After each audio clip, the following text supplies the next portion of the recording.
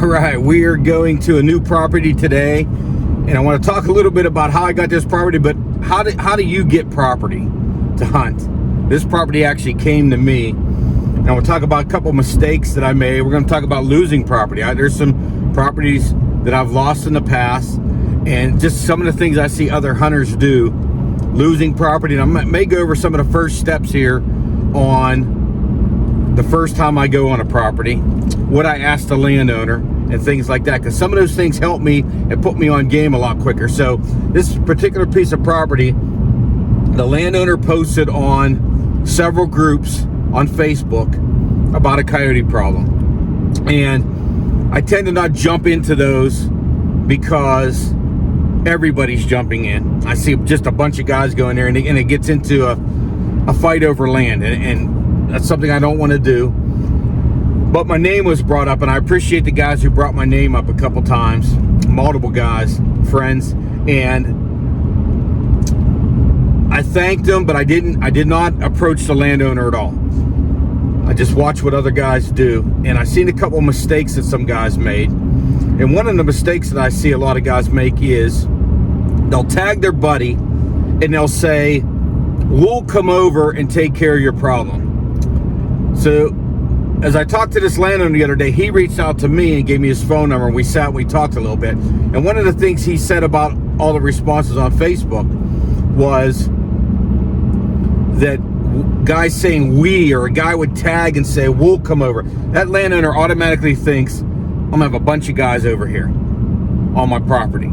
Sometimes they hunt.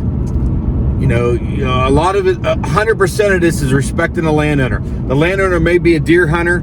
He doesn't want his deer messed with. He has more guys over there. There's more chance there's going to be problems. I think from talking to landowners, they'd rather have one guy come there and do it. Now, you can take friends later, but you got to build the respect of that landowner. Go there, produce a little bit. He sees you producing, and then you say, "Hey, can I bring my son along? Can I bring my grandson along? Hey, I got one friend. He'll only come here with me," and that friend's got to respect kind of the rules also. So that's a big mistake I see, is guys will tag people and then say, like I seen one of them say, "Hey, if you get permission, then I'll get to come along." That landowner automatically thinks, "Man, I'm going to have 2, 3, 4 guys here." And a lot of these posts on social media that guys have is the hunting crew. A lot of guys love to hunt in groups, 2, 3, 4 guys, and they go in there. So there's some things the landowner has to contend with. He has to contend with more people on his land. He's got to contend with just the shooting sometimes. Sometimes when guys get on these hogs, man, and they're 12, 15 shots, it's different. I know some guys out here in South Carolina say taking one every time you go out doesn't matter. I'm telling you, it matters, because I've taken a lot off properties like that, but I'm doing it respectable. One shot. I don't bother the neighbors. You know, I go in there, and when I'm within certain range of homes, I know I should have a silencer, but I use a 22 mag. Sometimes now I'm going in with a bow in even closer quarters. Respecting the landowners, the next door neighbors, all of that. They all watch everything they watch. They watch everything online. A lot of what the guys say to me, the landowners will say that they see me on there talk about livestock and watching their livestock, watching out for their livestock. Don't shoot around their livestock. Don't have livestock in the screen. If it's your land and you want to shoot next to your livestock, that's fine. Just know there's some repercussions for that when a landowner perceives you online and he sees that and he says, "Well, this guy's taking risky shots," and maybe that guy does own the livestock, but on my land, what is he going to do? So you really gotta watch that. I mean, I've had landowners kick people off the land because in the screen was livestock was in the background. And I hear a lot of excuses, or they'll say, "Well, Gina was way back there," and these guys that's their livelihood. Some of them. Other people, it's like their pets. Going out to a place today where they're killing their goats, and these people think, rightly so, those are their pets, man, and they love those goats, and they want you to protect them. And that little perception online, I see a lot. So sometimes just answer, "Hey, it'll only be me." Another thing landowners like, well, the conversation now we'll go to today, it's going to be, every time I'm on your land, I'm going to text you. I will never be on your land, and you will not know it. So someone's going to call you. Pulled into one that's right up there and close to Simpsonville, right outside city limits, and I was in there the first time, and I texted the landowner and said, hey, I'm here, just letting you know. And he goes, 2 neighbors have already texted me about your truck. So the landowners, watch out for each other. Let them know when you're going to be on the property. Now what am I going to pull? I love landowners I can pull information out of right off the bat. So I'm down here for a coyote problem. Have you seen any in the daylight? Where's the first howl? If you're ever out here deer hunting, if they're a deer hunter, don't be discouraged. Oh man, I'm not going to get to deer hunt the property. Use that to your advantage. Where's the first howl you hear at night? That's generally going to be a good area that you could start in the daylight. I'm going to go around here and I'm going to scout a little bit, but I'm going to take out the shotgun and the caller, and I'm going to call a little bit in the daylight while I'm scouting. Just do a couple sets, get in there, see what I can do, see what I can find out. But that landowner, that little bit of information. In the evening, where's the first place that they howl? In the morning, if you're hunting in the morning set, you're walking in, where do they howl at? Great information right there. Where have you seen them at before? I love landowners that call me up and say, Gene, they tore up the field at the end of this road, or they tore up that field, or hey, they point me right to maybe the hog damage. Those landowners, man, they do the scouting for me. I go down that night, bam, I get one.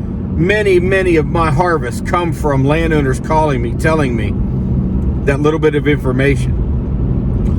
Going in there, asking them where to park. Where can I park at night? I'm going to be here late at night. Sometimes I'm going to hit at 9 o'clock. Sometimes I'm going to come in 12 o'clock. Sometimes I'm going to be driving home at 4 in the morning. Where can I park at so that I don't bother you, maybe bother your animals? I don't want to bother your dogs. Ask them where you can park. Can I drive on fields? Talk about losing a property one time. So had a really good piece of property, really nice guy. I got to the point where I could take some people onto his property, and I took one guy, man, I thought I owed, I owed him because he put me on some properties, and he shot a hog. Pulled in there, he had to go home real quick. Pulled in there, loaded the hog up, and he drove right through the guy's food plot. Didn't stay on the trail. I never drove into that property across those food plots. And at one time, man, he said, hey, drove across the food plot, and it wasn't even me. I was up in my vehicle. My buddy went down and got the hog. He drove across the food plot. I lost that land. So that's what you get sometimes when you take people onto these properties. There's a risk, not just a risk of them calling and taking the property, but them doing something little, man, that you wouldn't do that costs you that piece of property. So we're going to go out here and meet this guy. I'm going to talk to him a little bit about that. I got those hunting maps are great on your phone. Onyx I may try it. Hunt Stand I use. Whitetail Habitat Solutions, but it's not called that. I'm not sure exactly what it's called, but I use that. I'll go down here, use my map. This looks like a good piece of property, 113 acres. The attitude you have for a landowner too, many times, man, I've had my friends say, well, I'm doing them a favor by taking these problem animals off their land, and you are. But I'm telling you, they're doing you more of a favor by letting you on their land. 113 acres here, and if I were to lease it for myself, it's at over $1,000. $10 an acre used to be a good price. I think it's even up now. So these landowners are allowing me onto their land, even if it's just for hog, for coyote. I get on there. Maybe they don't turkey hunt, and they say, hey man, you could turkey hunt it. They don't deer hunt. They say, go ahead, Gene, deer hunt it. Bring your son here, bring your grandson here. Saves me money. They're doing me more of a favor than I'm doing them by coming. This landowner here in particular told me a guy wanted, a lot of money. I won't say the amount because the guy may watch it, but the guy wanted a lot of money to take these coyotes off this guy's property. I think in terms of he's saving me money, I don't have to lease land and I can go. This one's nice and close to the house. Man, I think I'm within 18 minutes, 20 minutes of the house. It's a great stop on my way down, and it's a smaller property, 113 acres. I got even some smaller ones. We'll go over some tactics here, but talking to that landowner today is going to be key. Talking to him, finding that information out, walking, setup. I got a little cheat I'm going to go over here for coyotes now. I used to stop by My tactic used to be stop by at 8 tonight, call. Tomorrow I'd call at midnight. The next night I'd call 3 in the morning. See what time they come through the land. We got that bait now. I throw out a little trapping lure bait, trail camera on it. I just want to find out what time are they on the property. Slide in there at that time. Come in here and make this guy happy by taking, there's probably an aggressive coyote that's up there eating or killing these goats. Get that one. The other ones tend to go away for a while. He'll call me every time he hears a coyote. He's scouting for me. He's listening for me. That's how you get those properties, and you rack them up over and over again. One of the greatest things I have, man, is that I have multiple properties. Some properties are good up until October, like rifle season. Once rifle season stops, man, they're out of there. So even those little properties produce for me certain times. So I'd rather have 20 little properties, maybe a couple 800-acre properties, couple big ones, than have that 1 800 or 3 800-acre properties, because diversity, man.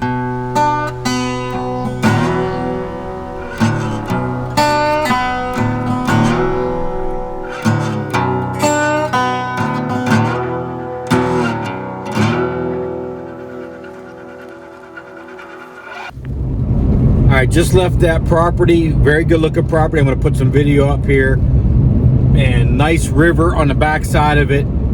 Power line and coyotes. Found out where they howl first in the evening. Also, the landowner has seen 5 in the daylight. So, did a little bit of daylight calling, but the one guy that kind of runs the property drove me around on like a utility vehicle, and then the owner was actually driving around on a utility vehicle, so it was a little bit screwed up, a little bit of pressure on it today for the size of the property. But I did get a camera up on I'll do a little bit of video of the area. He told me where they howled first, and I went in there onto a kind of like a loading dock area before you get to the fields, and there was tracks everywhere, scat everywhere. And down the trail a little bit, I found a chicken. The neighbor has chickens, goats. This guy has goats. Another neighbor has a kennel of dogs. So a lot of pets, a lot of livestock in the area. Good search, good 2 hours of scouting. I'll go back at dark tonight, I believe, and listen, because it's only 20 minutes from the house, maybe on my way home. Now I'm off to bait for a pig spot, make another archery spot. I got a couple more lights coming this week, so busy days, man. Whenever the wife and my son are hunting, or not hunting, whenever they're working, I'm out here scouting and prepping the next area. Always looking for that next area. We got it done today. Thanks for watching, liking, subscribing. More harvest coming your way. Stay tuned.